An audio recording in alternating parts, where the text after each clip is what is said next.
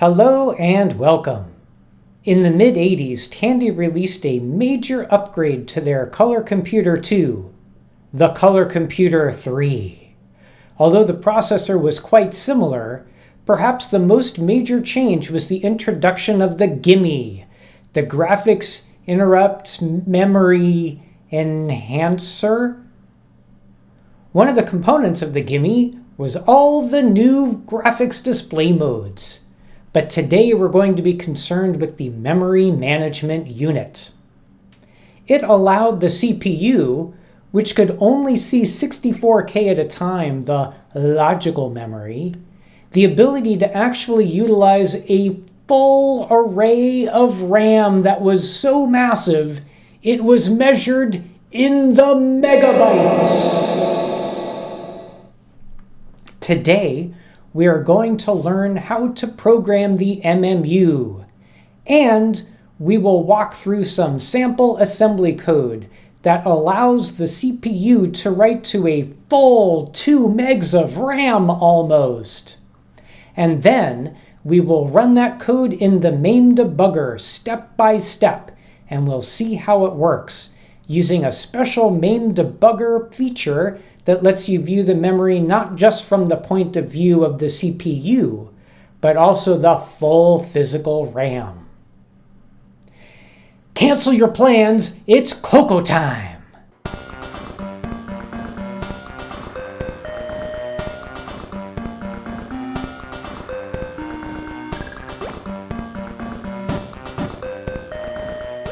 Our 6809 is capable of accessing a 16-bit address. The index registers are 16 bits long, which means they're capable of taking on values from 0 up through FFFF. You get 4 hex digits when you go up to 16 bits, and that gives you 64K possible memory locations you can access. So the purpose of the memory management unit in the Coco 3 is to take a 16-bit address and to figure out where in memory, even if that memory is far larger than 64K, that address is supposed to represent. I made a previous video on the Coco 2 which has a similar problem. The 6809 can only access 64K different memory locations, but on a 64K RAM machine with an extra 32K of ROM, you got more than 64K of locations to access. The way the Coco 2 handles it is fairly rigid and kind of wonky. You want the ROM on top, or do you just want all RAM? You got a few choices and there are a few bits you have to set. It's not very intuitive and it's rather inflexible. The MMU on the Coco 3 is far more capable, and yet I find it much more straightforward to use. The MMU breaks up your 64K of addresses the 6809 can reference into 8 different 8K blocks. So this is 8K worth of addresses. This is 8K worth of addresses. You got 8 of those all together. 8 times 8 is 64K. It then has a way of taking each of these blocks and mapping it to an 8K block somewhere in physical RAM. And even on a Coco 3 that is a full 2 megs of physical RAM, the MMU is capable of mapping these 8K logical blocks to any of these physical blocks. When the Coco 3 boots, these are the blocks and how they're mapped in. Starting at physical address 70,000, it keeps on moving forward until you get to 7 FFFF. And this is what you get when you completely disable the MMU, which you do by resetting bit 6 of FF90. FF90 is one of the few hardware registers that we're allowed to write to control the MMU. But if we were to set bit 6 to 1, then we can start telling the MMU what we want each of these blocks to map to in physical RAM. And it can be anything. And this is the formula. We use hardware registers that range from FFA0, FFA1, all the way up to FFA7. Each of these registers decides what its corresponding logical memory page will map to in physical RAM. Whatever the value is in that register, if you were to multiply it by hex 2000, that gives you the beginning of the physical page that this logical range will map to. And similarly all down the line for all the other blocks. So let's take an example. Let's say that we poked these values into these hardware registers. And you'll notice that I've done a few things. I am starting by going ascending, and then I go backward again, and then I go forward, and then I go backward. And I'm even duplicating 3A is in here twice. So I'm doing some rather funky things here. You simply take whatever the value is of the corresponding hardware register, multiply it by hex 2000, and that gives you the start of the physical range of memory that that logical block will map to. So that means by setting up the hardware registers in the way I just showed, this first block will map to 70,000 through 71FFFF. The next block will continue forward. The next block will continue forward. The next block will skip. So the physical block from 76,000 up until 78,000 is unused. And this block will just skip right ahead to 78,000. We skip again and we end up at 7C1000. And here's where it gets weird.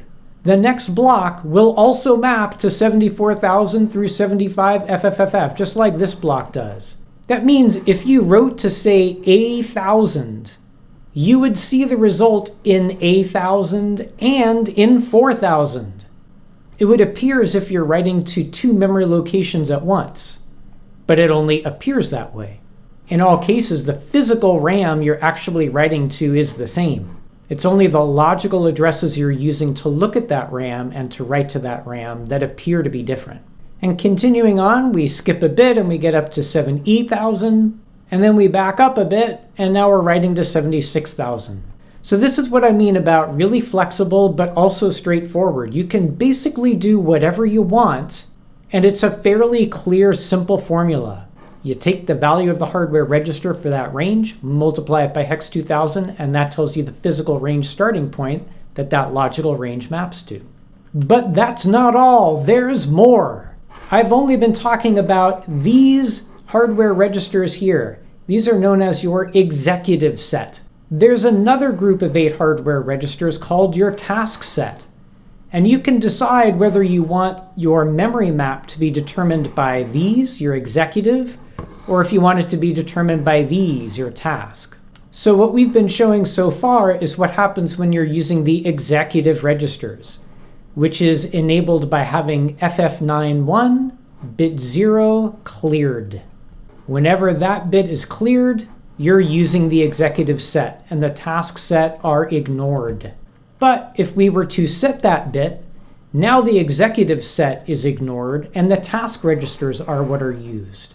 So instead of FFA0 determining what that first logical range maps to, FFA8 determines what that first logical range maps to, and so on down the line. And the point of this is, you can set all 16 registers however you like and flip between them with just one twiddle of 1 bit. And in fact, Nitrous 9 makes use of this by setting up the executive registers always to create the system memory map, the memory map that is used when we're in system code. And then the task registers just keep on changing from process to process as a process becomes active and then goes inactive. So the task registers keep on changing values, but the executive registers stay put, always at the system memory map. So here's some sample code to demonstrate using the MMU, and in particular, to basically write to all 2 megs of physical RAM. We're only going to be using one block, so the logical block will always start at 6,000 and go up to 8,000, well really 7FFF, but it's going to continually point that logical block to every single physical block of memory. Almost. I'll talk about the exceptions later. But we start off setting up our stack register, and the B register is going to keep track of what value we're going to be storing into the task register. I am using some confusing terminology I should probably pause for a second to point out. I talked before about how all of these registers can be divided into an executive set of 8 different registers and a task set of 8 different registers. What can kind of be confusing is I've seen each of these registers referred to as a task register, regardless of what set it appears in. So in the code that I'm showing you, I'm really only staying in the executive set the entire time, but I'm still referring to the particular register that I write to change which memory I'm using, the task register. The actual workhorse of all of this is just this loop right here. We're going to set things up so that U will contain an ever-increasing value that we're going to be writing into memory. X is the base of the page, and D is the offset into that page. So we're just going to store the word, advance our offset by 2, and loop back up. So the rest of the code is just setting these things up and then talking to the MMU. So popping back out to an outer loop that contains that inner loop, the write block loop repeats once per block. We take the value in the B register and we write it to a variable just so we remember it for later. But the real work happens here when we write it to the block register. The block register we're going to be using is FFA3, that's our task register, which corresponds with hex 6000. And here you can see it's FFA3 that determines what this block starting at hex 6000 will actually write to. We then convert that value into something we're going to actually write to all of the memory addresses. And we want a value that's going to change as we go from physical block to physical block. So we're going to multiply it by 2, doing a 16-bit multiply, and then ultimately putting the result into U. So the idea is the very first block, we'll just see a bunch of zeros written in. The next block we'll see a bunch of 2s. The next block we'll see a bunch of 4s. The next block we'll see a bunch of 6s. And we're going to continue on. In that way, the byte that's written, if you were to multiply it by hex 1000, would give you the physical location that it's being written to. So when we run this in MAME, we'll actually get to see, as we page through all of the physical RAM, an ever-increasing number that's written into each block. And then once we reach the end of the loop, we restore B from that temporary saved value we were using to remember the task register value we used, increment it by 1, and then go back up to the top. Now I did skim over some kind of cowardly things that I did. I don't actually write the entire 2000 bytes of each block. The largest hex 200 of those locations in the block, I just leave them alone. And the reason is that in some of the blocks, those count as hardware registers, and I'll just ignore them in all blocks because I don't want to actually be messing around with hardware registers when I'm just trying to write my silly little values to show that I'm able to write to that memory. I'm also going to be skipping all the blocks from hex 38 to hex 3F because those are the blocks that are initially allocated to the 64K logical space, and I don't want to overwrite my own code. That would be silly. I don't want to overwrite my own stack space or interrupt handlers, so I'm just going to leave all of those blocks alone. And some of the code that I skipped over is simply a matter of comparing whether the block we're on now matches a block we're going to skip, and if so, we'll just skip it. We're going to step through this in MAME, but I'm going to talk about a nifty MAME feature first that we're going to be using. I have a memory window open right here, and the memory window only gives you a view of 64K of RAM. It gives you the view the way the Motorola 6809 sees memory. This is the logical memory. And since we're just writing to the block from 6000 to 8000, I have it trained at the end of that block. Well, almost the end of that block, because we do skip the largest 200, hex 200 addresses. So the writes should start happening here at the bottom of what I've scrolled into view. But I'm going to open up another memory window. And I'm going to play with this combo box, which really until now I have not played around with much at all, but is quite powerful. If you open it up, check out all the cool stuff you can look at. It defaults to the program space as seen by the CPU, but you could look at all sorts of other things. So I'm going to skip ahead to RAM. And there are a few aspects of RAM we can look at. For example, if I went to size, it's confirming for me that we have a full 2 megs of RAM. And if you don't believe me, that's 2 with 5 zeros. That equates to this in decimal. And that's 2 megs. If you still don't believe me, I'll divide that by 1024. And there we have 2048K. That's 2 megs. We can also advance to look at aspects of the GIME, including the MMU. And here it's showing us all those hardware registers on the MMU. But the star of the show today is the physical RAM. So we're going to go here to RAM pointer. Check out how many digits we have here. 1, 2, 3, 4, 5, 6 digits.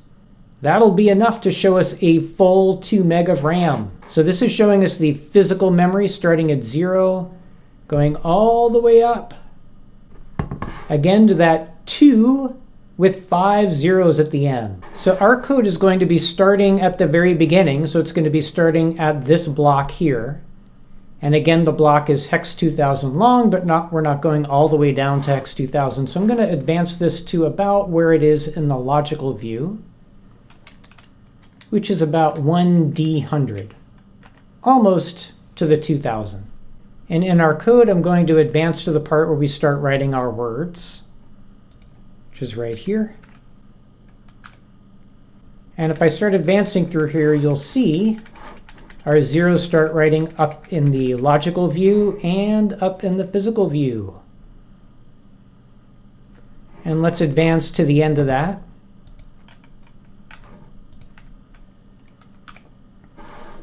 And now everything is all fleshed out, except, as I told you, I'm leaving the bottom 200 alone because I'm afraid to touch them, just as you can see in the physical view. So I'm going to advance the physical view by another hex 2000. I'll move this one back up. So RB, which was 0, is now incremented to 1. Again, this is the value we put into the task register. Now I'm going to store it into the task register. So when I do this, you're going to see the logical view is going to completely change. Bam! Now that same range of logical addresses is pointing to a new range of physical addresses. Indeed, it's this range here. So let's go back to that right word loop and start writing our 2s. 2 again, because this is now the physical range from hex 2000 to hex 4000, minus the scary bytes. And now what I'm going to do is to just continue to advance block by block, and you'll see that the logical block keeps changing the bytes that it has. And then if I move this, so let's say we've just finished 2E, so if I move this to 2E000, we can see all of our 2E's that are getting written. And then after that, it's just all blank because we haven't gotten to it yet. But if I go up, I can see all the blocks that I've written so far. So now what I'm going to do is just to let it rip. Remove that breakpoint, let it rip. And you can see this is going along nice and fast, if you call that fast.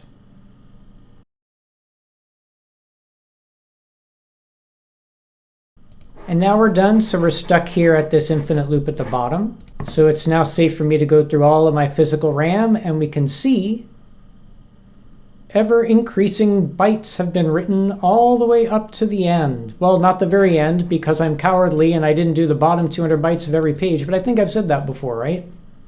And so in the end, the logical page from 6000 to 8000 is pointing to the highest range here in physical RAM.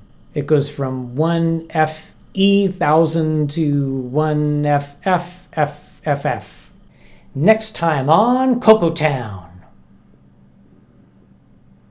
Oh, I guess we don't have scenes for the next episode because I'm still working on this one. How do they do that? How do TV shows have the next scenes when they're still editing the one before? Do they always do the later one before the earlier one? And if so, what about the one that comes after the later one? Do they do them in reverse order? Do they always start at the end of a season and then go backward? Just so we will return to Nitrous 9. Now that we know how the MMU works, we'll learn how Nitrous 9 makes use of the MMU to give each process that runs under Nitrous 9 the illusion that it has full control of a 64K RAM on the machine all by itself. As always, thank you for watching.